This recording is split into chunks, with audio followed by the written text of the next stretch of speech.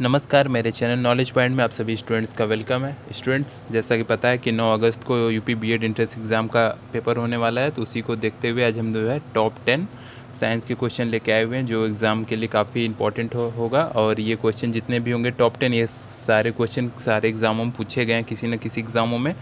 तो चलिए उस सीधे टॉपिक पे पहुँचते हैं। उससे पहले रिक्वेस्ट करूँगा, जो भी चैनल पे नया है स्टूडेंट्स, प्लीज़ चैनल को सब्सक्राइब कर लीजिए और बेल आइकन को प्रेस कर लीजिएगा। तो इसमें काफ़ी अच्छे क्वेश्चन होंगे, काफ़ी अच्छे से पढ़िएगा। उसके साथ ही मैं कुछ एडिशनल नॉलेज भी देता जाऊँगा। तो चलिए पहले क्वेश्चन पे चलते हैं हम। तो देखिए आज का काफ़ी इंपॉर्टेंट क्वेश्चन स्टार्ट हो जाता है। तो देखिए पहला क्वेश्चन हमारा हो जाता है ये, अगर आप यूपी बीएड स्पेशली है, साथ ही साथ अगर आप कोई और भी एंट्रेंस एग्ज़ाम देने वाले हैं तो आपके लिए भी इम्पॉर्टेंट होगा, ठीक है। तो देखिए पहला क्वेश्चन हो जाता है आपका, बेरी बेरी रोग किस विटामिन की कमी से होता है। ये क्वेश्चन काफ़ी बार पूछा जा चुका है। देखिए ऑप्शन भी दिए गए हैं, तो पूछा भी गया है, आपको तैयार भी होगा। तो देखिए इसका आंसर नंबर बी जो है वो करेक्ट हो जाएगा, ठीक है। विटामिन बी की कमी की वजह से जो है बेरी बेरी जो है ये बीमारी होती है। जो इसका रासायनिक नाम देखिए बेरी बेरी क्या होता है, थायमीन होता है, ठीक, थायमीन। अगर विटामिन ए का पूछा जाए रासायनिक नाम तो रेटिनॉल होता है, ठीक है, रेटिनॉल। और अगर सी का पूछा जाए तो स्कैर्बिक एसिड, स्कॉर्बिक एसिड होता है। और विटामिन बी 12 का होता है साइनोकोबालामीन, ठीक है, साइनोकोबालामीन जो है विटामिन बी 12 का है। तो देखिए इसका आंसर नंबर जो है बी 1 जो है आंसर नंबर बी इसका करेक्ट हो जाएगा। कभी कभी इसका रासायनिक नाम भी पूछ देता है, तो बी 1 का रासायनिक नाम जो है थायमीन होता है, ठीक है। चलिए नेक्स्ट क्वेश्चन चलते हैं हम लोग। देखिए सेकेंड क्वेश्चन हो जाता है हमारा। देखिए क्वेश्चन कह रहा है पित्त का मुख्य कार्य क्या है। तो देखिए ये क्वेश्चन पूछा गया है एग्जाम में। तो देखिए इसके ऑप्शन दिए गए हैं, आप जल्दी से इसका ऑप्शन पढ़ लीजिए। तो पित्त का मुख्य कार्य क्या है, तो वीडियो पॉज करके आप पढ़ लीजिएगा। तो देखिए इसका आंसर जो करेक्ट हो जाएगा वो जो है इसका आंसर डी करेक्ट हो जाएगा, ठीक है। ये डी करेक्ट हो जाएगा, ऑप्शन हो जाता है डी, पाचन तथा शोषण हेतु वसा का इमल्सन करना ही पित्त का मुख्य कार्य है, ठीक है। इंपॉर्टेंट क्वेश्चन है आपके बीएड एंट्रेंस एग्जाम 2020 के लिए। और एक बार रिक्वेस्ट करूंगा, जो भी प्लीज़ चैनल पे नया है चैनल को हमारा सब्सक्राइब करिए। नॉलेज पॉइंट हमारा चैनल है, हम काफ़ी अच्छे इसका प्रिपरेशन करवा रहे हैं, बेस्ट क्वेश्चंस लेके आएंगे, मैथ के भी क्वेश्चंस आपके आएंगे, तो अच्छे से इसको पढ़िए। तो इसका आंसर नंबर जो है डी आपका करेक्ट हो जाएगा, D is the correct answer of second question. चलिए नेक्स्ट क्वेश्चन चलते हैं हम लोग। देखिए थर्ड क्वेश्चन हो जाता है, जनन क्षमता में कमी होती है। तो देखिए किस विटामिन की कमी से जनन क्षमता जो है कम हो जाती है।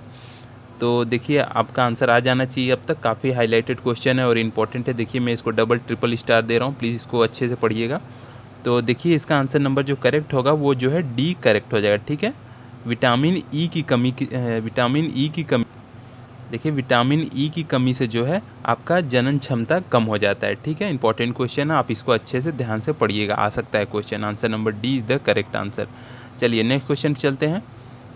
देखिए फोर्थ क्वेश्चन हो जाता है, कौन सा कार्बोहाइड्रेट मोनोसेक्राइड है। देखिए मोस्ट इंपॉर्टेंट क्वेश्चन हो जाता है, मोस्ट इंपॉर्टेंट क्वेश्चन में आप इसको अच्छे से पढ़िएगा। मोनोसेक्राइड पूछ रहा है कि इस कार्बोहाइड्रेट जो है इसमें कौन सा मोनोसेक्राइड है। तो देखिए ऑप्शन दिए गए हैं आपके सामने, आपको बताना है। तो देखिए मोनोसेक्राइड जो पूछ रहा है इसका आंसर नंबर करेक्ट बी हो जाएगा, ठीक है।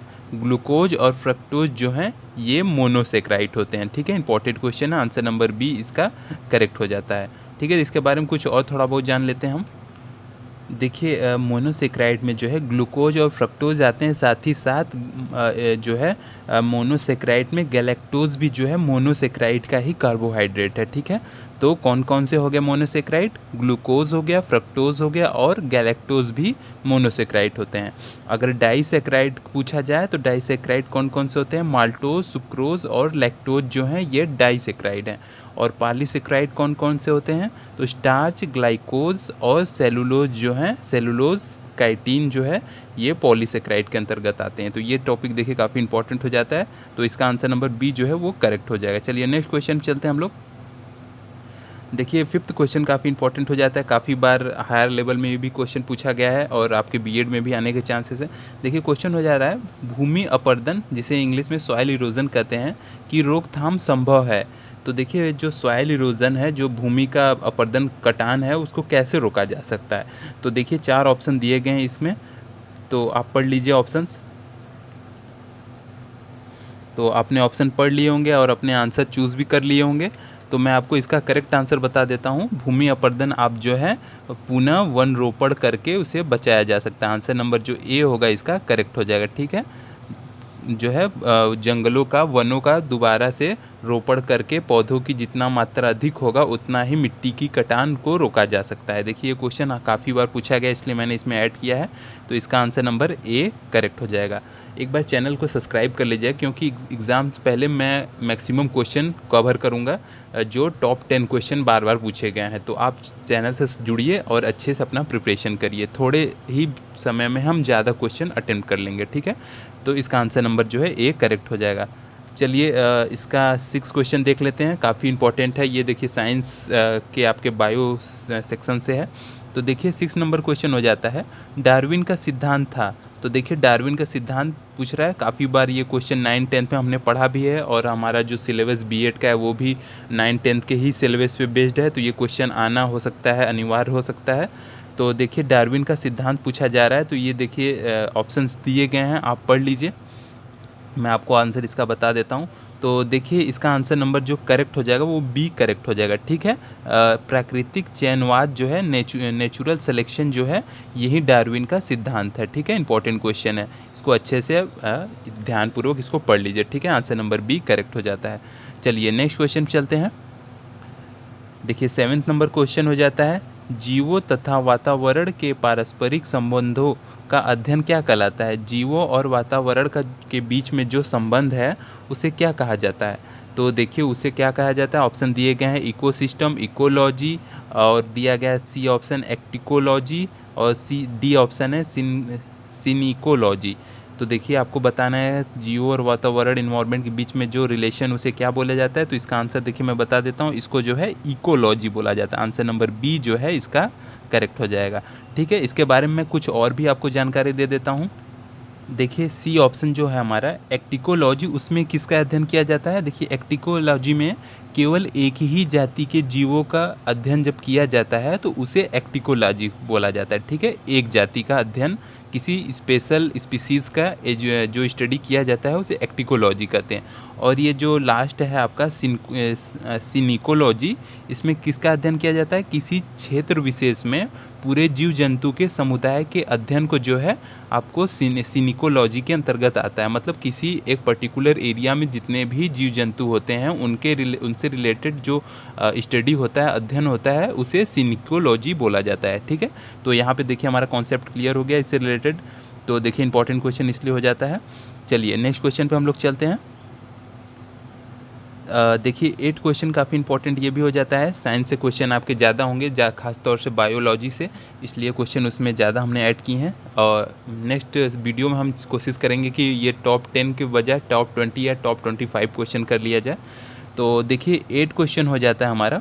देखिए उत्परिवर्तनवाद, जिसे इंग्लिश में म्यूटेशन थ्योरी, जो सीबीएसई बोर्ड के होंगे उनके लिए काफ़ी हेल्पफुल होगा ये। म्यूटेशन थ्योरी प्रस्तुत किया, तो किसने प्रस्तुत किया है ये म्यूटेशन थ्योरी। तो देखिए आपके आंसर आ जाने चाहिए थे। काफ़ी अच्छे क्वेश्चन है ये। हमारे 9-10 में यूपी बोर्ड और सीबीएसई बोर्ड के सारे स्टूडेंट्स ये सब पढ़े होंगे, तो वहाँ आप अच्छे से पढ़े होंगे तो ये कर पाएंगे। तो देखिए इसका आंसर नंबर आपको मैं बता देता हूँ। इसका आंसर नंबर जो है ये डी करेक्ट हो जाएगा, ठीक है। डी ब्रिज जो है आपकी म्यूटेशन थ्योरी के जो है उन्होंने ही प्रस्तुत किया था, ठीक है। तो देखिए काफ़ी इंपॉर्टेंट क्वेश्चन हो जाता है ये। चलिए थोड़ा सा एक और आपको बता देता हूँ। मेंडल को जो है, मेंडल को आपका अनुवांशिक का पिता बोला जाता है, ठीक है। जेनेटिक के फादर बोले जाते हैं किसको, मेंडल। तो ये भी आप ध्यान रखिएगा। चलिए 9 नंबर क्वेश्चन पे चलते हैं। देखिए 9 नंबर क्वेश्चन भी काफ़ी इंपॉर्टेंट हो जाता है आपके लिए। तो देखिए क्वेश्चन हो जाता है, पेलिएंटोलॉजी अध्ययन है। तो देखिए पेलिएंटोलॉजी आपको बताना है कि किसका अध्ययन होता है इसमें। तो देखिए ऑप्शन दिए गए हैं, बर्ड्स, बोन्स, प्राइमेट्स, और लास्ट ऑप्शन है आपका फॉसिल्स। फॉसिल मतलब जीवाश्म होता है, ठीक है, जीवाश्म होता है, ठीक है। तो देखिए पेलिएंटोलॉजी में आपको मैं बता दूं किसका अध्ययन किया जाता है। आंसर नंबर डी इसका करेक्ट हो जाए, फॉसिल्स का अध्ययन किया जाता है, जिसे हिंदी में जीवाश्म बोलते हैं। जो पृथ्वी के अंदर सालों पेड़ पौधे दब जाते हैं, हड्डियाँ जो डेड बॉडीज दब जाती हैं जंतुओं की, वो सालों बाद निकाले जाते हैं। तो वो जो है किसी न किसी प्रकार के सोर्स के रूप में निकलते हैं। जैसे वो कोयला या पेट्रोलियम बन जाता है तो उन्हीं को जो है जीवाश्म बोला जाता है, ठीक है। तो जो दबे होते हैं उन्हें जीवाश्म बोलते हैं। तो देखिए पेलिएंटोलॉजी का जो अध्ययन होता है उसमें जो है आपका फॉसिल्स का अध्ययन किया जाता है। देखिए कुछ और जानकारी जान लेते हैं इसमें।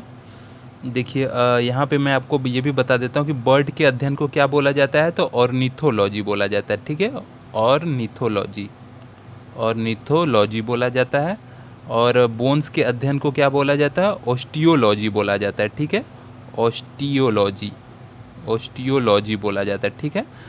बर्ड के जो है बर्ड का अध्ययन ऑर्निथोलॉजी, बोन का अध्ययन ऑस्टियोलॉजी और पेलिएंटोलॉजी जो है आपका जीवाश्म फॉसल का अध्ययन बोला जाता है। चलिए इस सेक्शन का लास्ट क्वेश्चन पढ़ लेते हैं। देखिए ये केमिस्ट्री क्वेश्चन है, काफ़ी बार क्वेश्चन पूछा गया है। तो देखिए क्वेश्चन हो जाता है कपड़े धोने वाला सोडा क्या है। देखिए कपड़े धोने वाले सोडा क्या है, तो देखिए ऑप्शन आपके सामने दिए गए हैं। लिखा गया ऑप्शन ए सोडियम क्लोराइड, जल योजित sodium carbonate, sodium bicarbonate, calcium carbonate. तो देखिए कपड़ा धोने वाला सोडा होता है उसे हम क्या कहते हैं। तो देखिए इसका आंसर नंबर मैं आपको बता देता हूँ, आंसर बी इसका करेक्ट हो जाएगा। जल योजित सोडियम कार्बोनेट को ही जो है आपका कपड़ा धोने वाला सोडा बोला जाता है। देखिए इसका रासायनिक जो फार्मूला होता है वो भी पूछा जाता है। तो देखिए उसका फार्मूला होता है Na2CO3 होता है, ठीक है। तो ये भी खास तौर से आप इसका ध्यान रखिएगा, इन दोनों ही चीज़ों का, इसका फार्मूला भी और इनका नाम भी, सोडियम कार्बोनेट, ठीक है। तो देखिए काफ़ी इंपॉर्टेंट क्वेश्चन ये हो सकता है। देखिए हमने टॉप 10 जो है आपको टॉप 10 क्वेश्चन हमने टॉप 10 आपको क्वेश्चन करा दिए हैं इस क्वेश्चन में। उम्मीद होगा कि आपको अगर अच्छा लगा हो तो प्लीज़ सेशन को लाइक करिएगा, सब्सक्राइब करिए हमारे चैनल को। अगर आप चैनल पे नए हैं, काफ़ी हम आपका प्रिपरेशन करवा देंगे, 4-5-6 दिन अभी बाकी हैं। तो हमसे जुड़िए और कमेंट सेशन में अगर कोई आप अपना रिव्यू देना चाहते हैं, अच्छा हो या ख़राब, वो आप लिख सकते हैं। और अपने वीडियो को शेयर भी करिए। अगर आपका कोई सहपाठी अगर इसकी प्रिपरेशन कर रहा है बीएड तो आप वो भी करिए। चलिए धन्यवाद, ये भी वीडियो समाप्त करते हैं।